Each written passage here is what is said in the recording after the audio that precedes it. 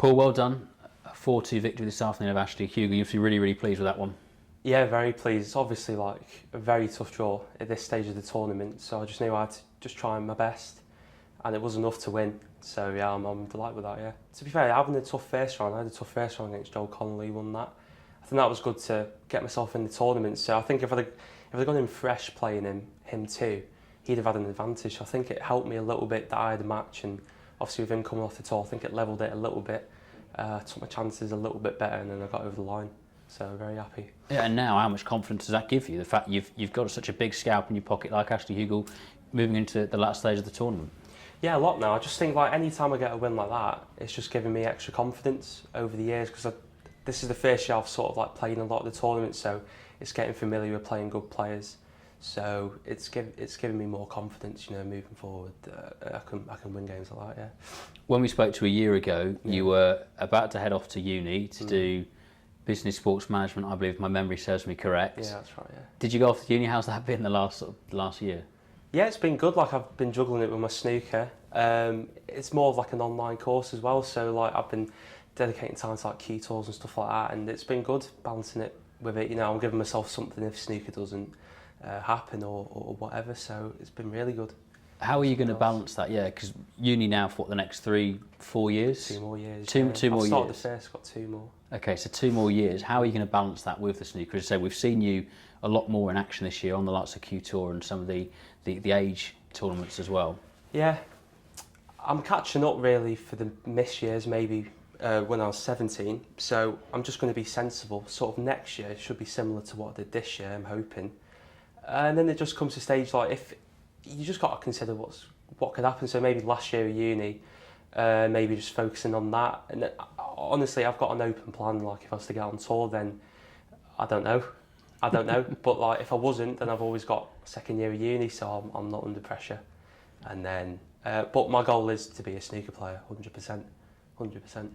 I'm sure your parents will be delighted to hear that you didn't say you're going to drop out of uni if you get a tour card. Yeah.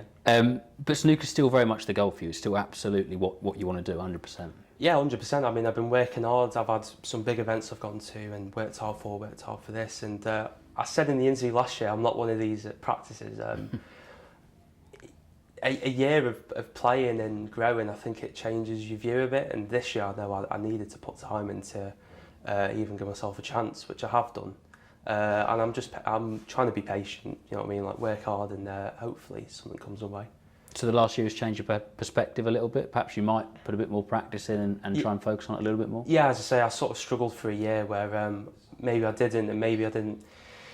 I don't know, maybe I just didn't have the confidence, but I thought, but going to uni, weirdly enough, it was like, well, it's the real world now, you can't just sit around. So I think that helped me. And then, you know, it's hard going to some of these events out of your own pocket, and I think it just makes you try harder, which I've done.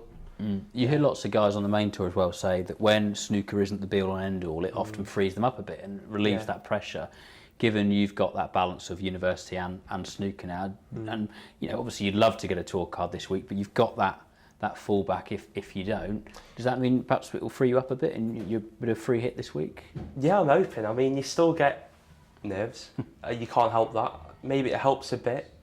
Snooker's very hard to grow yourself into being a good player. I think you go through a lot of hard times, even pros. So maybe having something else just lets me, no matter what it is, I got something else. So it's probably took a bit of the heat off. And the Q School environment's a tough one, isn't it? How are you finding that challenge and those pressures and the nerves? Yeah, it's hard. Q School's really hard. I think 8 spots for a lot of good players.